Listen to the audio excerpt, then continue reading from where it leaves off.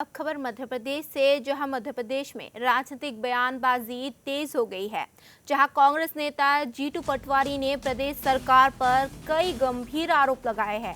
भोपाल में आज एक प्रेस कॉन्फ्रेंस के दौरान पटवारी ने दावा किया कि राज्य में जहरीले पानी के कारण 36 लोगों की, जिनमें बच्चे भी शामिल हैं, सभी की मौत हो चुकी है और सरकार इस मुद्दे पर संवेदनशील नहीं है।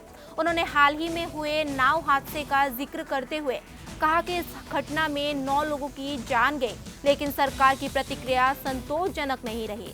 पटवारी ने आदिवासी क्षेत्र में खराब परिवहन व्यवस्था पर भी सवाल उठाए और कहा कि लोग बसों और ट्रकों की छतों पर सफर करने पर मजबूर है, जिससे लगातार हादसे हो रहे हैं। किसानों के मुद्दे पर उन्होंने आरोप लगाया कि समर्थन मूल्य के वादे पूरे नहीं किए जा रहे हैं और किसानों को उनकी फसलों का उचित दाम नहीं मिल रहा है। साथ ही उन्होंने 7 मई को बरवानी से मुरैना तक चक्का जाम करने का ऐलान कर दिया है, जिससे प्रदेश में राजनीतिक माहौल और गर्मा गया है। कि हमारी जो सरकार है ये नरेंद्र मोदी का नया भारत है। नरेंद्र मोदी के नए भारत में नरेंद्र मोदी खुद अब प्रधानमंत्री पद पर काम करके सरकार नहीं चला रहे, उन पर कब्जा हो गया ट्रंप का। और मध्य प्रदेश में ऐसे ही नरेंद्र मोदी और अमित शाह के कहने पर 1 to 1 काम करते हैं आदरणीय हमारे मोहन यादव जी। तो इस देश में अब सरकार अमेरिका से चलने लगी है। ये इसका एक कारण नहीं है, इसका कारण हंसने की भी बात नहीं है। आपके पेट्रोल डीजल पर अगर अमेरिका कंट्रोल करता है तो फिर नेचुरल है वहाँ से चलने लगा है।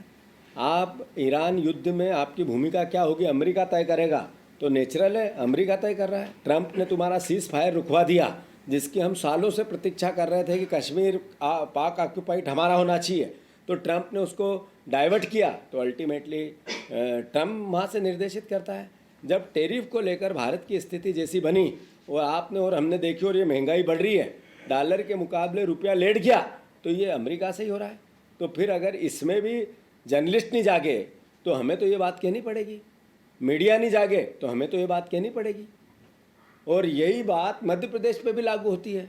मध्य प्रदेश पे अगर मोहन यादव दिल्ली से सरकार चलाना चाहते हैं तो ये करप्शन बढ़ रहा है, ये पैसे निकाल निकाल के ले जा रहे हैं। आपने नहीं देखा वो बंगाल का वीडियो, एक माइनॉरिटी का लीडर जो कह रहा है कि मुझे 1000 करोड़ रुपए मिल रहे हैं और मोहन यादव से मुझे संपर्क करने के निर्देश दिए। आपने किसी ने छापा, किसी भी मीडिया ने बताया? 1000 करोड़ रुपए का एक एविडेंस मिला जिसका वीडियो मार्केट में है, और कहता है मध्य प्रदेश के मुख्यमंत्री से। ये पैसा जाएगा कहाँ से? इसी तो करप्शन की जो हम बात करते हैं, करप्शन का कैंसर हो गया, तो यही तो करप्शन का कैंसर है। तो इसलिए हंसने के बजाय हमें और सबको जागने की आवश्यकता है। और ये जो सवाल था आपका, इसी को न्यायपालिका में भी निर्णय प्रभावित होते हैं। निर्णय ऐसे होते हैं जो सरकार के पक्ष में रहते हैं। ये एक किस्सा नहीं है, एक बेटी का बलात्कार हुआ, बलात्कार के लिए जज ने जमानत देने के लिए कहा कि जिस तरीके से एविडेंस दिए गए वो प्रूफ नहीं होते हैं, इसलिए बलात्कार नहीं हुआ। और कैसी बात कही, मैं मीडिया कैमरे पे नहीं बोल सकता। एक केस है जिसमें एक विधायक है, जीता हुआ उसको हरा दिया और हरा हुए को जिता दिया। ये न्यायपालिका पे सवाल नहीं उठते हैं?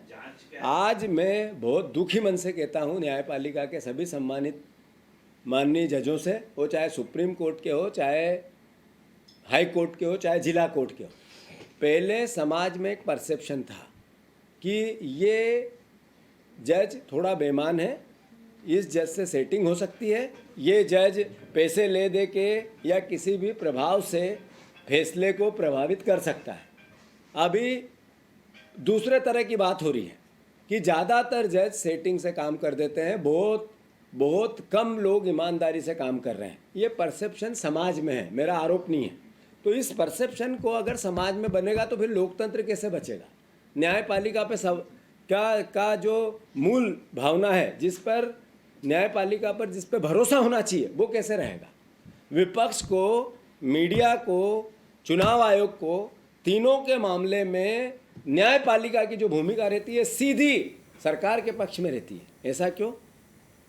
तो ये सवाल है, और इसी के कारण जो आपका सवाल है उसका उत्तर की जो फैसले हैं ये सरकार प्रभावित करे।